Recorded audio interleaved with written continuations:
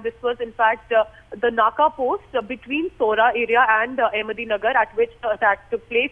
Now, the firing has come to an end, but the combing operation and the search operations are currently on, basically to make sure that no more gunmen are holed up in that area. One militant has, in fact, been killed, has been shot dead by the forces. Jammu and Kashmir police was on high alert, making sure that the situation does not go out of control, which means that the area has completely been cordoned off. But the question really is, just a few hours after the attack that has taken place in Uri sector in Baramulla district, resulting in this high casualty, and then this incident coming to light, certainly it is not going to be easy for the next 2 days as well. The weekend is going to, in fact, witness several more barricading and checking that will be taking place in the city specifically, because let's remember there were inputs, there were alerts about there could be possible saline attack that would be taking place. What sort of an attack was this? That, in fact, would become clear only a little later, but I can tell you that the police sources confirming to us very clearly that one militant has, in fact, been shot dead, and search and combing operations in the city for any more. We do have General G.D. Bakshi with us.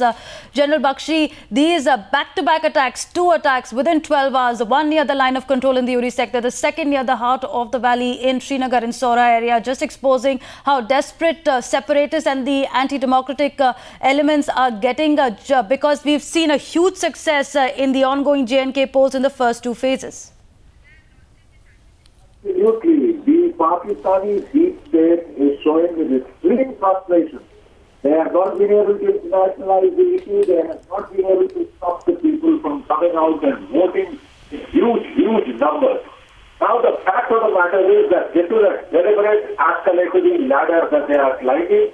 They are going notches up. They first fired on Armia, on our civilian population, and now we have this dastardly attack or series of attacks which are taking place in the valley to disrupt the elections.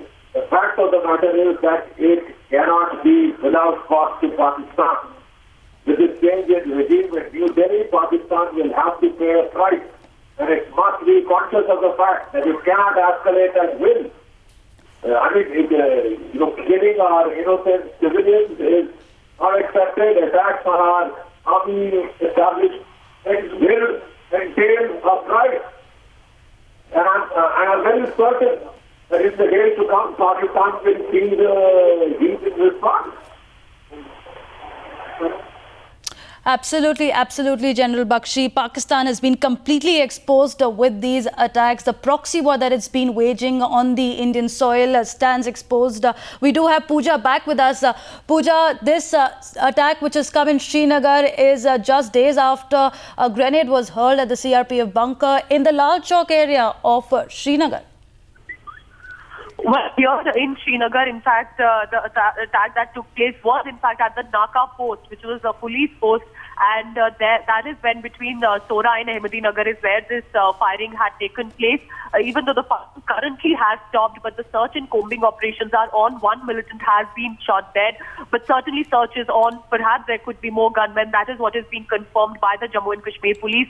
But yes, because the city was already on high alert, immediate steps were taken and the area was cordoned off. Because it is a city area, it is a busy day. Certainly, the issue that was on high on agenda for the police personnel and the CRPF was that if there are any more gunmen holed up, they should not be able to enter further into the city. Because the Sora area and the Ahmedinagar, if I can just tell you location-wise, is still on the periphery, and therefore, the closer it gets to the center is going to become more problem. I have also already, in fact, told you that the Sher-e-Kashmir Stadium, where the Prime Minister is scheduled to hold that rally, has already been taken over by the SPG, by the CRPF, by the forces, even 2 days before, considering in the backdrop of the attacks that are being taken place in the Uri sector, which is reporting such high casualty, and then here as well in the Srinagar city as well. So, of course, the city is on high alert, but then considering an attack already taken place, which successfully has been managed and handled by the police, one militant has in fact been killed. But the question is,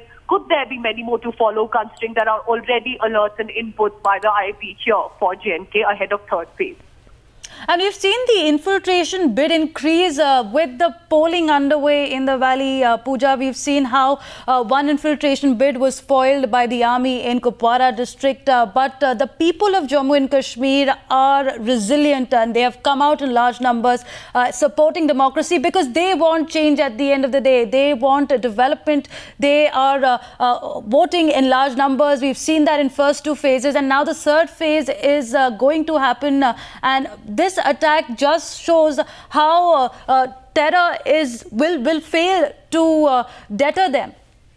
That is the point to remember, in fact, here in J&K, especially the Kashmir Valley, that defying separatist poll boycotts, defying such infiltration bids as well, which is resulting into these attacks. Even then, people are still willing to come and vote. And that is primarily because they really believe that they want change at this juncture. They want development. And the only solution to that is really to be able to come out and use their voting rights. And that is why over 70% polling, even though, yes, attacks are being reported, not only in the Uri sector, but also here in the city as well.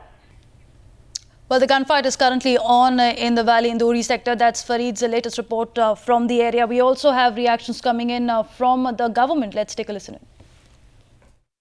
अभी report ले रहा है. अभी देखिए वो जब कोई घटना हो रहा है तो वो रिपोर्ट आने दीजिए, मैं तब बता पाऊंगा. Feel that the opposition is insensitive at a time when this kind of incident has taken place in Kashmir. They are stalling parliament on this issue.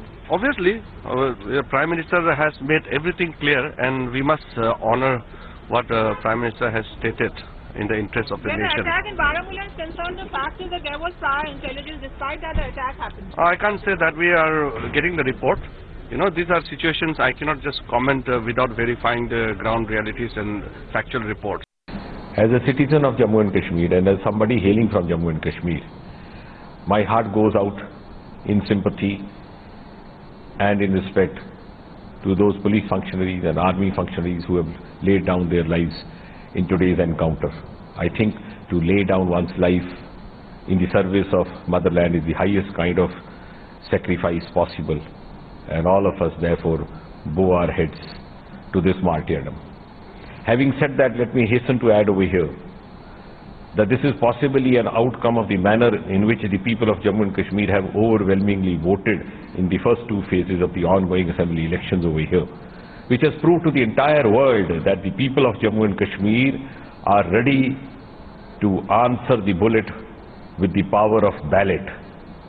And this is a message which has possibly not gone down well with the elements opposed to democracy in India and democracy in Jammu and Kashmir particularly. And this is therefore an act of desperation, frustration on their part. But I'm sure the people of Jammu and Kashmir have made up their mind.